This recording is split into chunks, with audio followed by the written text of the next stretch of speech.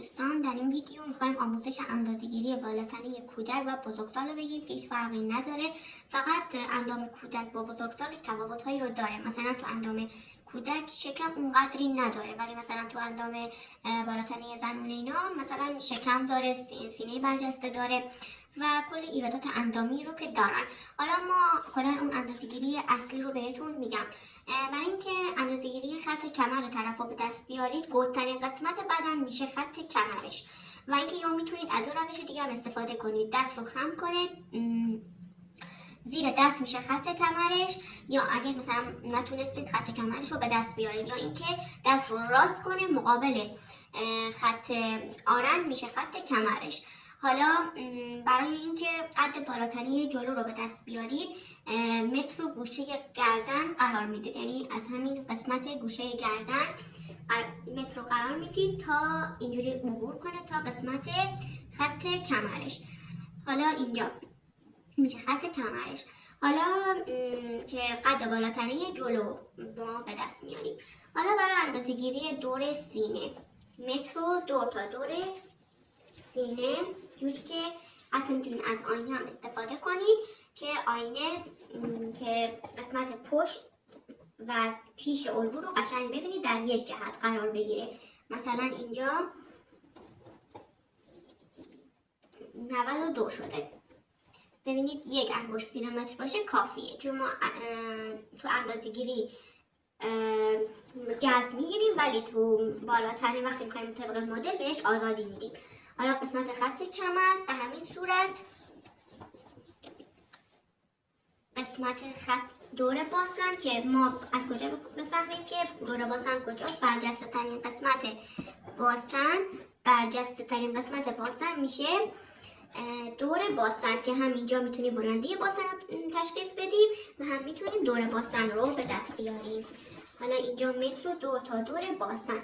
حالا اینجا یک نکته ای داره، اگه طرفمون مثلا اگه شکم نداشت همجوری میگیریم و در یک جهت هم باشه، ولی اگه طرف شکم داشت هم میتونیم یه خطکش جلوی شکمش قرار بدیم و اون اندازه‌گیری رو لحاظش کنیم و هم میتونید دور شکمش هم بگیرید.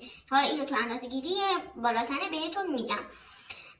حالا اینجا مثلا میخواین قد آستین و دور بازو و دور مچ و دور مشت و دور آرن اینا همه رو اندازه‌گیری قد آستین نداره مانکن، ولی حالا براتون میفرستم. ولی اون اندازه‌گیری هایی که میخوایم رو اصلی هستش رو برای بالاتنه بهتون میگم. مثلا اینجا برای بلندی باسن ما از همین خط کمر استفاده میکنیم تا قسمت برجستگی و برای قد شلوار مثلا میخوایم به دست بیاریم از همین قسمت پهلو ما این اندازه‌گیری رو لحاظش میکنیم. متر رو میزنیم اینجا تا پا به پایین، جایی که میخوایم قد شلوار طرف باشه. و حالا ما الان اندازه‌گیری بالاتنه رو میخوایم انجام بدیم، یعنی اندازه‌گیری دامن و شلوار اینا یکم متفاوته. الان فعلا میخوایم بالاتنه برای صورت، برای الگوی مانتو و شومیز و اینها ازش استفاده کنیم. مثلا برای اندازه‌گیری سرشانه متر و گوشه گردن قرار میدیم، اینجا میشه اندازه‌گیری سرشانه. و مثلا بلندی سینه بازم متر گوشه گردن تا مقابل نوک سینه که میشه بلندی سینه طرف، و از نوک سینه از اینجا تا این نوک سینه بعدی میشه فاصله سینه. حالا تو متدهای مختلف حتی قد بالاتنه پشت رو هم لحاظش میکنن. معمولا مثلا طرف گوز داره، اینا هم باید لحاظش کنیم. میتونیم که یعنی همون خط کمر رو که به دست آوردیم این بالاتنه پشت رو هم به دست بیاریم. تو اندام نرمال قد بالاتنه جلو 2 سانت بیشتر از قد بالاتنه پشت هستش، ولی اگه قد بالاتنه پشتمون هم اندازه قد بالاتنه جلو بود، پس اینجا طرف قوس داره و باید اون 2 سانتی که اضافه داره اینجا لحاظش کنیم. اینا همه اندازه‌گیری هایی هستش که نکته هایی هستش که تو حالا اندازه‌گیری بالاتنه بهتون میگم، چون که اندام بزرگسال کلی ایرادات اندامی رو دارن، بدن هر فرد با فرد دیگه متفاوته، ولی برای کودک هم به همین صورت هستش. فقط دیگه شما میخواین دور سینه رو بگیرید، دور کمر و دور باستن و قد آستین، اینا رو که حالا براتون میفرستم.